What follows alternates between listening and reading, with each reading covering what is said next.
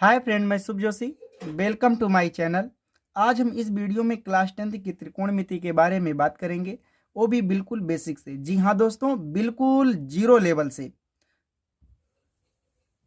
आइए दोस्तों, चलते हैं अपने टॉपिक पर। दोस्तों, अगर आप लोगों को त्रिकोणमिति से डर लगता है तो डरने की कोई बात नहीं। एकदम हम जीरो लेवल से पढ़ाने वाले हैं, एकदम बिल्कुल जीरो लेवल से। और आप लोगों को बहुत अच्छा लगेगा, पढ़ने में मज़ा भी आएगा। अगर आप मुझसे जुड़े हैं तो बहुत मज़ा आएगा पढ़ने में। अब बिल्कुल टफ नहीं है त्रिकोणमिति, एकदम हलवा समझिए, हलवा है, एकदम अच्छे समझ में आएगा। तो दोस्तों, इस त्रिकोणमिति के बारे में हम बात करेंगे। और त्रिकोणमिति के बारे में देखते हैं क्या क्या है। आइए, त्रिकोणमिति क्या है, त्रिकोणमिति क्या है, इसका प्रयोग कहाँ होता है, पाइथागोरस प्रमेय क्या है, इसमें किस त्रिभुज का प्रयोग किया जाता है, त्रिकोणमिति अनुपात क्या है, ये कितने होते हैं, इतने ही क्यों होते हैं, sine cos tan cot sec cosec क्या है, थीटा क्या होता है। इस चैप्टर को कितने भागों में बांटकर पढ़ाने वाले हैं हम आपको, इसमें बेसिक से एकदम अच्छे से जानकारी देकर चलेंगे। पहला नंबर देखते हैं, त्रिकोणमिति क्या है। त्रिकोणमिति क्या है तो दोस्तों देखो, इसमें जैसे नाम से ही पता चल रहा है, एकदम गौर से देखिए, एकदम नाम से। त्रि मतलब तीन, कोण मतलब एंगल होता है, तीन कोण। मिति मतलब अध्ययन करना या परिमाप या भुजा, आप तीनों समझ सकते हैं। अध्ययन भी करना होता है, परिमाप भी होता है और इसकी भुजाएं भी होती हैं। तो तीन कोण या तीन भुजाओं का अध्ययन करना ही क्या कहलाता है, हमारा त्रिकोणमिति कहलाता है। बात समझ में आ गई। त्रिकोणमिति कैसे होता है एक बार हम बना के दिखा देते हैं। जैसे तीन भुजा, देखिए दोस्तों समझिएगा, ये एक भुजा हो गया, फिर एक भुजा ये हो गया, फिर एक भुजा ये हो गया। ये एंगल है, ये भी एंगल है, ये भी एंगल है। करेक्ट दोस्तों, ये भी एंगल है, ये भी भुजा है, ये भी भुजा है, ये भी भुजा है। तीन भुजाओं से बनी हुई आकृति देख लीजिए, आपकी जो बंद आकृति है, इसे ही क्या कहते हैं, त्रिभुज कहते हैं। बात समझ में आ गई। तो त्रिकोणमिति क्या है, तीन कोणों पर ये आधारित रहती है पूरी। दोस्तों, इसका प्रयोग कहाँ होता है तो दोस्तों, अब आपके क्लास में 10th क्लास में पहली बार आई है, आपके 10th क्लास में तो है ही है, एकदम नॉर्मल मान लीजिए। यहाँ पर केवल इसका सिर्फ थोड़ा सा बताया गया, आपको जानकारी दी गई है बस। बाकी इसका प्रयोग बहुत ज़्यादा 11th में मिलेगा, 12th में मिलेगा इत्यादि। आपके आगे अगर आप मैथ से करना चाहें तो आपकी ये पीछा छोड़ने वाली त्रिकोणमिति नहीं है। इसका प्रयोग कहाँ करते हैं तो दोस्तों, इसका प्रयोग जैसे हम बता दें। जैसे आप मान लीजिए टावर तो जानते ही हैं। तो टावर की ऊंचाई ज्ञात करनी हो, मतलब इस टावर में बिना चढ़े, बिना इंची टेप लिए अगर हम इसकी ऊंचाई निकालना चाहें तो त्रिकोणमिति की सहायता से आराम से निकाल सकते हैं। मान लीजिए हम इससे काफ़ी दूर खड़े हैं, काफ़ी दूर ये हम मान लीजिए खड़े हैं, यहाँ से त्रिकोण मतलब यहाँ से टावर की दूरी कितनी है, तो यहाँ से टावर की दूरी कितनी है, हम पूरा त्रिकोणमिति लगाकर इसकी दूरी निकाल सकते हैं। करेक्ट। अगर हमें कोण इसका पता है तो, अगर कोण हमें इसका कितने कोण के मेरे आंख से बन रहा है, अगर इसका कोण मुझे पता है तो हम इसकी ऊंचाई निकाल सकते हैं, इसका आधार मतलब इससे दूरी निकाल सकते हैं। करेक्ट। और इसका उपयोग जानते हो, साइंस वैज्ञानिक खगोलीय दूरी मतलब ग्रह उपग्रह के बीच की दूरी निकालते हैं, पृथ्वी से सूर्य की दूरी निकालते हैं। पूरा इसका सॉफ्टवेयर इत्यादि बहुत ज़्यादा इसका उपयोग होने लगा है। तो इसका आप मान लीजिए सॉफ्टवेयर में उपयोग होता है, ग्रहों के बीच की दूरी निकाली जाती है, और ढेर सारी चीज़ों में बिल्डिंग की ऊंचाई निकाली जाती है, टावर की ऊंचाई निकाली जाती है, इत्यादि की सबकी ऊंचाई निकाली जा सकती है। और इससे टावर से मान लीजिए हमारी दूरी कितनी है, पूरा ऐसे पूरा निकाल सकते हैं। तो इसका प्रयोग इन सब चीज़ों में होता है। अब देखेंगे पाइथागोरस प्रमेय क्या है। पाइथागोरस प्रमेय जानने से पहले हम जान लें कि त्रिकोणमिति में किस प्रकार का त्रिभुज का प्रयोग किया जाता है। तो दोस्तों, त्रिकोणमिति में समकोण त्रिभुज का प्रयोग किया जाता है। ये समकोण त्रिभुज कैसे होता है तो दोस्तों देखिए, हम बताते हैं समकोण त्रिभुज कैसे होता है। जैसे ये हमारी एक भुजा है, ये, और फिर ये हमारी एक भुजा आ गई, ये, और ये हमारा तीन भुजाओं से घिरी हुई आकृति बन गई। ये एक एंगल हमेशा 90 डिग्री का होगा। कितने डिग्री का होगा दोस्तों, 90 डिग्री का। अगर त्रिकोणमिति ट्रायंगल में अगर एक कोण हमारा 90 डिग्री का है तो हमारा समकोण त्रिभुज है। कैसा त्रिभुज है, समकोण त्रिभुज है। तो दोस्तों, हमें त्रिकोणमिति समकोण त्रिभुज में लगानी है। क्या सर जी, इसमें त्रिकोणमिति अन्य त्रिभुज में नहीं लग सकता है ऐसा नहीं है, लेकिन हमारे 10th क्लास में केवल समकोण त्रिभुज पर आधारित बताया गया है। हम यहीं पर केवल समकोण त्रिभुज पर आधारित प्रश्नों को सॉल्व करेंगे और उसको बाकी अन्य चीज़ों को हम अगले क्लास में सॉल्व करेंगे। आइए दोस्तों, अब जानते हैं पाइथागोरस प्रमेय क्या है। पाइथागोरस प्रमेय क्या है? तो दोस्तों, पाइथागोरस प्रमेय समकोण त्रिभुज में लगती है। पाइथागोरस प्रमेय समकोण त्रिभुज में लगती है। पाइथागोरस प्रमेय के अनुसार, ध्यान दीजिएगा, पाइथागोरस प्रमेय के अनुसार ये हमारा 90 डिग्री का है, ये जानते ही हैं। तो 90 डिग्री के जस्ट सामने वाली भुजा, देखिए 90 अंश का है ना, 90 अंश के जस्ट सामने वाली भुजा को कर्ण कहा जाता है। क्या कहा जाता है? कर्ण कहा जाता है। करेक्ट। और मान लीजिए यहाँ पर इसका पहले नाम दे देते हैं, ABC, इसका नाम दे दिया। और 90 अंश के जस्ट सामने वाली भुजा क्या होती है? कर्ण होती है। मान लीजिए यहाँ पर कोण तो 3 है, ये 90 अंश को छोड़कर अगर छोड़ दे तो ये 2 कोण हमारे बचते हैं, न्यून कोण। यहाँ पर न्यून कोण ये दोनों हैं। न्यून कोण क्या होते हैं? जो 90 अंश से कम होते हैं, ठीक है ना। तो ये हमारे न्यून कोण हो गए। अब न्यून कोण मान लीजिए हम ए की बात करें, ए के सापेक्ष अगर हम बात करें तो ए के जस्ट सामने ये वाली भुजा आ रही है ना, देखो ये कोण के जस्ट सामने कौन सी भुजा आ रही है? ये आ रही है। तो इस भुजा को कहा जाता है लंब। मतलब जिस कोण के सापेक्ष हम बात कर रहे हैं उसके जस्ट सामने वाली भुजा को क्या कहते हैं? लंब कहते हैं।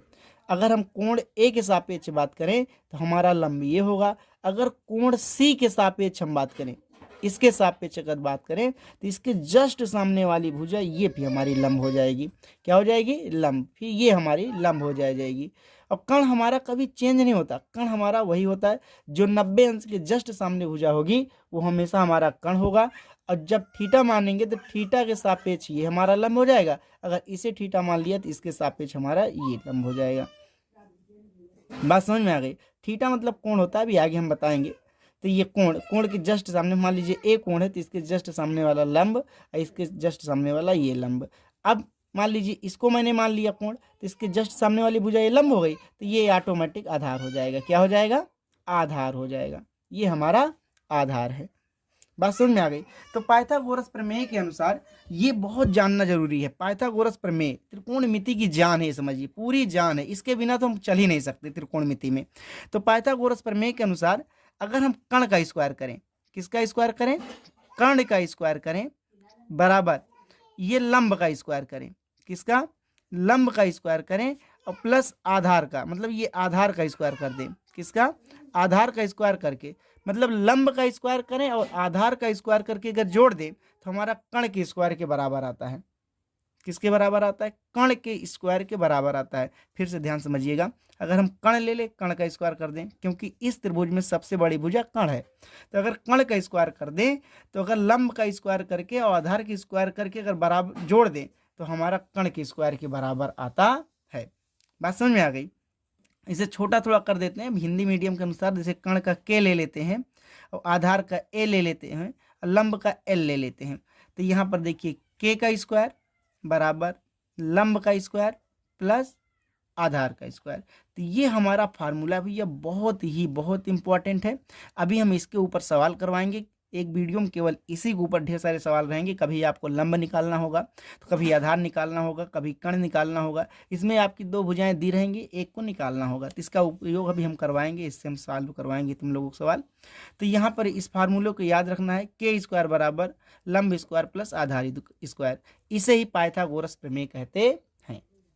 बात समझ में आ गई दोस्तों? अब आगे चलते हैं। हमारा पाइथागोरस प्रमेय क्या है, ये हो गया। इसमें किस प्रकार के त्रिभुज का उपयोग किया जाता है, तो इसमें समकोण त्रिभुज का उपयोग किया जाता है, ये भी हो गया है। अब देखेंगे त्रिकोणमिति अनुपात क्या है।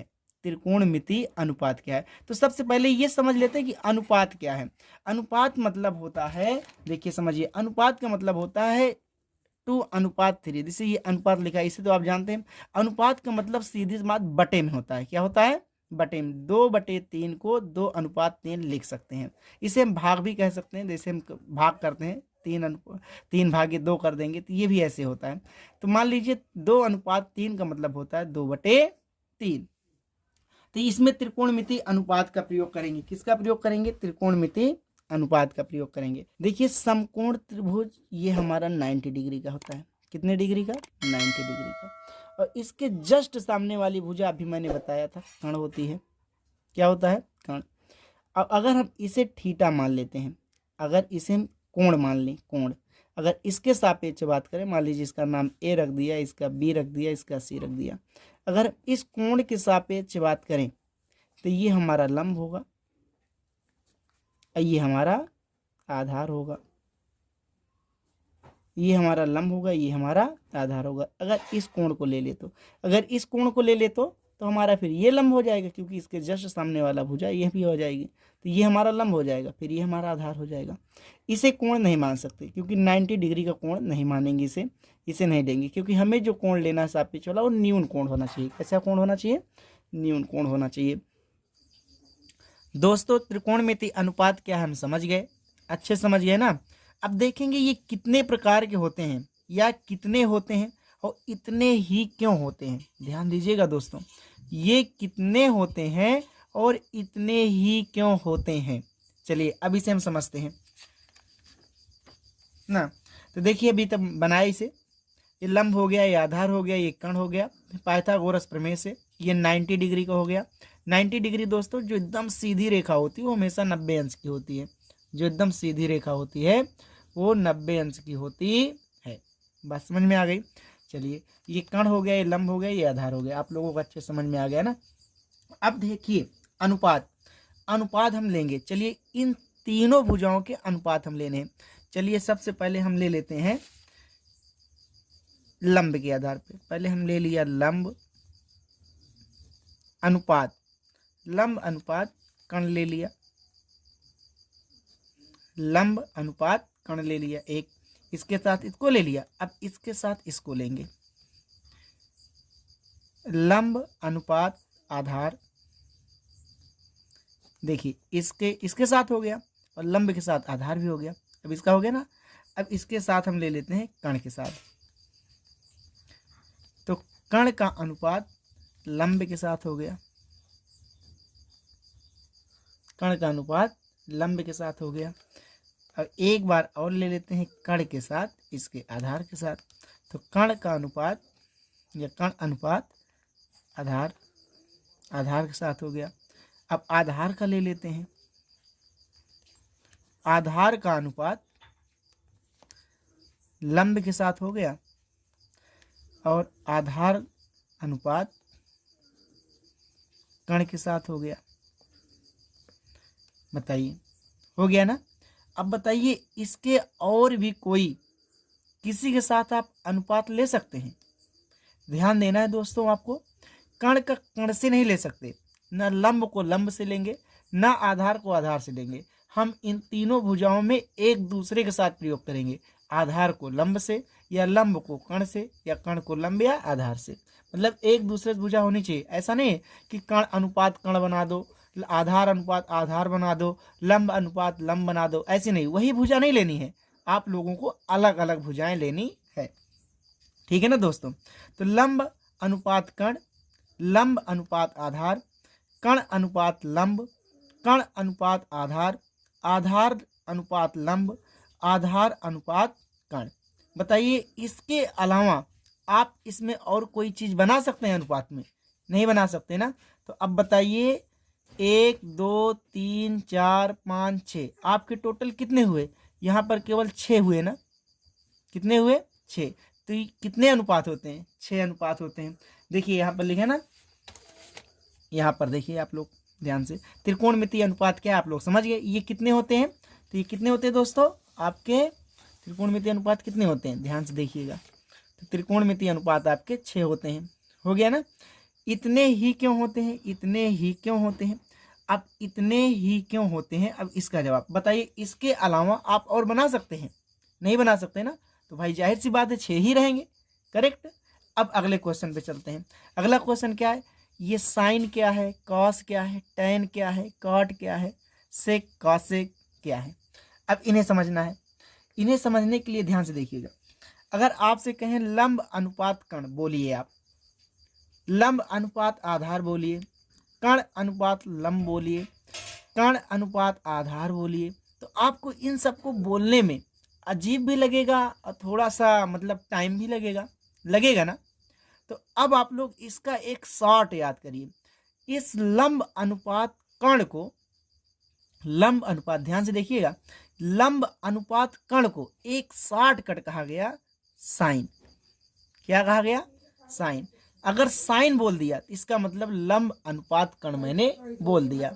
अगर कण अनुपात लंब, सॉरी, अगर लंब अनुपात कण मैंने बोला, अगर आपने साइन बोल दिया तो इसका मतलब लंब अनुपात कण बोल दिया। अगर लंब अनुपात कण बोला तो इसका मतलब साइन। साइन का मतलब ही होता है लंब अनुपात कण। बात समझ में आ गई? अब मान लीजिए यहाँ लंब अनुपात आधार है तो इसे क्या कहेंगे दोस्तों? टैन। लंब अनुपात कण को साइन और लंब अनुपात आधार को टैन कहते हैं। अब कण अनुपात लंब को कौशिक कहते हैं। क्या कहते हैं दोस्तों? कौशिक। क्या कहते हैं? कौशिक। और कण अनुपात आधार को सेक कहते हैं। क्या कहते हैं? सेक। आधार अनुपात लंब को क्या कहते हैं? कॉट। क्या कहते हैं? कॉट। आधार अनुपात कण को क्या कहते हैं? कॉस। क्या कहते हैं दोस्तों? कॉस। अब बताइए पूरे त्रिकोणमिति में साइन, टैन, कॉसेक, सेक, कॉट, कॉस, इसके अलावा और भी कुछ है? नहीं, केवल यही 6 का प्रयोग होता है, क्योंकि जो अनुपात होता है केवल 6 तरीके से बना सकते हैं और बन ही नहीं सकता। तो यहाँ तक दोस्तों आशा करता हूँ बहुत अच्छे से आपको समझ में आया होगा। अब चलते हैं थोड़ा सा आगे। अब देखिए थीटा क्या है, ये थीटा क्या है। देखिए जैसे मैंने यहाँ भी जस्ट मैंने मान लिया थीटा, तो देखिए कोण, आप लोग ध्यान से देखिएगा। हम अगर एंगल बनाएं तो आप देखिए एक छोटा सा बना लेते हैं यहाँ पर ऐसे, इसका 30 अंश धर देते हैं, फिर उससे थोड़ा बड़ा बना लेते हैं,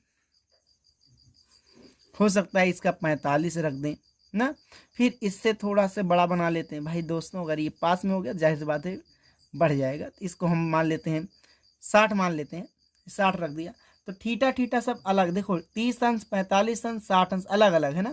तो ये जो कोण है, कोण सबके अलग अलग हैं, तो इन सबको एक भाषा में बोलने के लिए केवल थीटा कह दिया गया। क्या कहा गया? थीटा। देखो थीटा, क्या कहा गया? थीटा।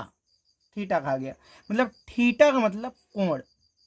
क्या ये हर जगह रहेगा? जरूरी नहीं है। हम लोग कभी कभी ए से भी मान लेते हैं। मान लीजिए यहाँ कुछ न दिया हो तो इसी का नाम ले लेंगे भैया थीटा कोण या ए कोण, सी कोण, ऐसे ही कर सकते हैं सी कोण।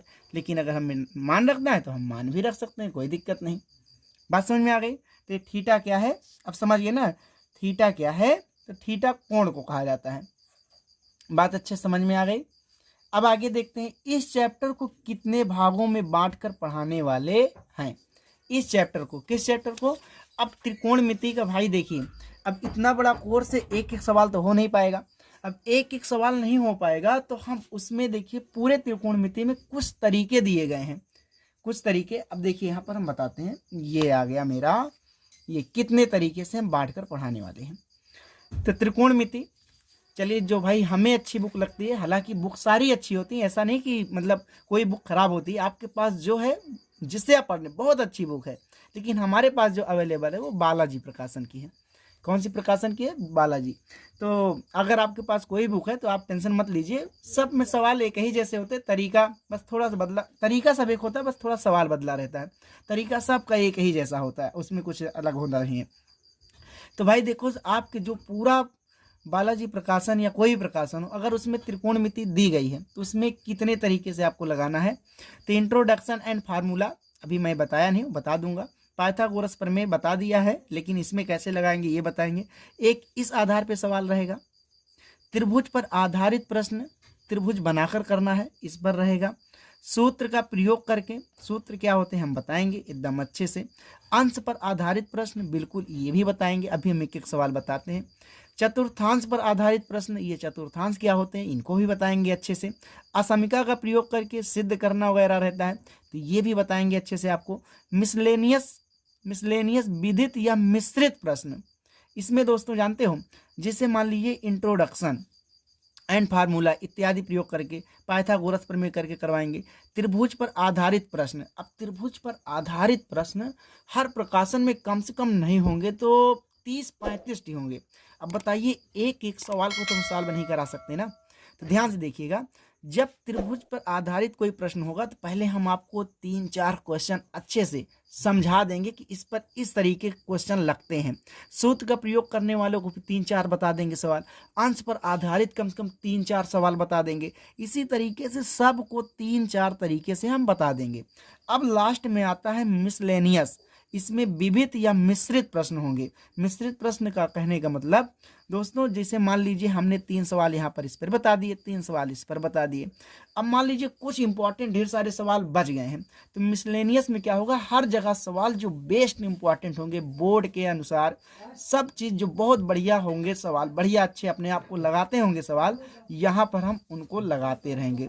समझिए। तो जितने मान लीजिए आपको नहीं आता आप भी सेंड कर सकते हैं, भेजिए और उसके बाद हम उस सवाल को बताएंगे आपको। तो ये सारे के सारे आपके मिसलेनियस में रहेंगे। और लास्ट में टॉपिक एक हम लिख देते हैं। इन सबको जब पूरा बता देंगे तो एक लास्ट चैप्टर आप लोगों का टेस्ट का जोड़ लेते हैं। किसका हो जाएगा, टेस्ट का। लगभग 50 या 100 क्वेश्चन लेकर हम आपके लिए आएंगे। इसमें से सारे most important question, very most important question लेकर आएंगे और उन लोग का हम भाई इसमें देंगे टेस्ट। और आप लोग देखिएगा कि आप इस चैप्टर में कितना सीखे हैं। तो ये आपको 8 तरीके से हम बताने वाले हैं। अब आप दोस्तों बताएंगे इंट्रोडक्शन। इंट्रोडक्शन तो आप त्रिकोणमिति के अच्छा समझ गए, क्योंकि पूरा मैंने बता दिया त्रिकोणमिति है क्या ना, इसका प्रयोग कहाँ होता है, पाइथागोरस प्रमेय का ही कैसे प्रयोग होता है, इसको मैंने पूरा इंट्रोडक्शन आपको बता दिया है। साइन कॉस क्या है अच्छे से आप समझ गए हैं। अब फार्मूला, कुछ फार्मूला का उपयोग है, हम करवाएंगे आप लोगों को, फार्मूला का उपयोग करवाएंगे। दोस्तों हम एक एक सवाल सब में से एक बता देते हैं कि इसमें कैसे कैसे सवाल आपको आएंगे। हम एक एक सब बता देते हैं। तो त्रिभुज पर आधारित प्रश्न कैसे रहेंगे, पाइथागोरस प्रमेय। जैसे यहाँ पर एक ऐसे त्रिभुज ले लिया, तो अब बताइए ये हमारा कितने अंश का होगा, 90 अंश का। 90 अंश होगा ना, तो 90 अंश के जस्ट सामने वाली ये हमारी क्या होगी, कर्ण होगी। और ये क्या होगा, हमारा लंब होगा ना, क्योंकि अगर हम इसे थीटा मान लें तो थीटा जस्ट मान लीजिए, इसे कोण मैंने मान लिया, इसके आप सापेक्ष ये हमारा लंब होगा। और ये हमारा बचा आधार होगा ना। इसका नाम धर देते हैं ABC। करेक्ट दोस्तों। तो इसमें पाइथागोरस प्रमेय लगाएंगे। जैसे मान लीजिए आपको 2 भुजा दी गई है, एक लंब दे दिया, कुछ भी दे सकता है, मान लीजिए मैंने 3 मान लिया, एक आधार दे दिया, इसने 4 दे दिया, तो ये 4 दे दिया, ये 3 दे दिया। तो अब बताइए कर्ण का मान कैसे निकलेगा। तो आप लोगों को एक फार्मूला बताया था, कर्ण स्क्वायर बराबर लंब स्क्वायर प्लस आधार स्क्वायर, बताया था ना। तो बस इसी सूत्र का प्रयोग करेंगे। देखिए कर्ण का मान नहीं दिया है, तो कर्ण स्क्वायर बराबर लंब का मान कितना दिया है, मैंने 3 ले लिया है, तो 3 का स्क्वायर प्लस आधार का मान कितना दिया है, 4 का स्क्वायर। अब बराबर 3 त्रिक 9, 4 चौक 16, तो 16 और 9 जोड़ देंगे तो 25 हो जाएगा। आइए देखो के स्क्वायर सब में चला आ रहा है। और जब इसका स्क्वायर हटाएंगे दोस्तों तो ये रूट में आ जाएगा, और 25 का वर्गमूल आता है 5, तो ये हमारा कितना आ जाएगा, 5। तो इस तरीके का पाइथागोरस प्रमेय का उपयोग रहेगा। पाइथागोरस जो है इस तरीके का हम इसमें कर पाएंगे। इसी तरीके से पाइथागोरस के अनुसार अगर इसको नहीं दिया तो इसे निकाल लेंगे। आपको 2 भुजा देगा, तीसरी आपको निकालने के लिए कहेगा। जब आपको 2 दिया हो, आधार दिया हो या लंब दिया हो या कर्ण दिया हो, 2 कोई भी दिया हो, तो आप इसी पाइथागोरस प्रमेय को लगाकर हम तीसरी भुजा निकाल लेंगे। करेक्ट दोस्तों। अब त्रिभुज के आधार पर प्रश्न कैसे लगाएंगे। जैसे मान लीजिए आपको दिया है, मान लीजिए कॉस थीटा बराबर, उसने दे दिया आपको 3/4, और उसने कहा भैया हमें साइन थीटा का मान बताइए। ऐसे आते हैं ना ढेर सारे सवाल। कॉस थीटा बराबर 3/4 दे दिया, तो साइन थीटा का मान उसने पूछ लिया, तो हम ऐसे त्रिभुज बना लेंगे।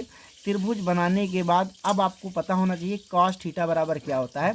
तो कॉस थीटा बराबर भाई आपको याद करना पड़ेगा, तो आधार बटे कर्ण होता है। हम इसे याद करवा देंगे, बहुत ईजी है, अभी दूसरे वीडियो में बड़ी अच्छे से याद करवा देंगे। तो ये हो जाएगा आधार बटे कर्ण। अब आधार तो जानते हो मेरा यही है, और कर्ण हमारा ये होता है। अब इसे हम पाइथागोरस प्रमेय के अनुसार हम इसे निकाल लेंगे, लंब क्या होता है हम इसे निकाल लेंगे। तो भाई लंब क्या होता है, अब मान लीजिए हम तो अभी निकाले नहीं, कुछ भी मान लेते हैं, हम निकाल लेते हैं। सपोर्टेड मैंने मान लिया 2 ही आएगा, जरूरी नहीं कि ये सही हो, मतलब ये 2 ही मान लिया मैंने, 2 आएगा। अब साइन थीटा बराबर देखिए, अब हमें निकालना है साइन थीटा बराबर क्या होता है, लंब बटे कर्ण होता है।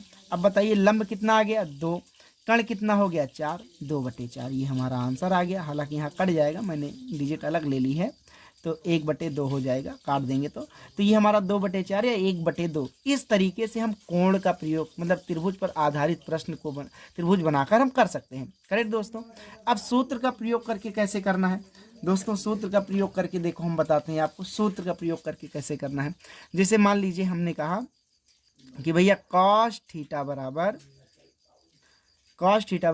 3/, कुछ भी ले सकते हैं, 5 मान लेते हैं, cos थीटा बराबर 3/5। तो यहाँ पर हम मान लेते हैं साइन थीटा का मान कितना होगा, साइन थीटा। तो अभी तक देखिए हम कोण बना के कर रहे थे, अब कोण नहीं सूत्र, तो हम लोगों को फार्मूला भाई आप लोगों को पता नहीं, हम बता देंगे। तो sine square theta plus cos square theta बराबर 1 होता है ना, जब सूत्र पर। तो sine square theta plus cos square theta बराबर 1 होता है।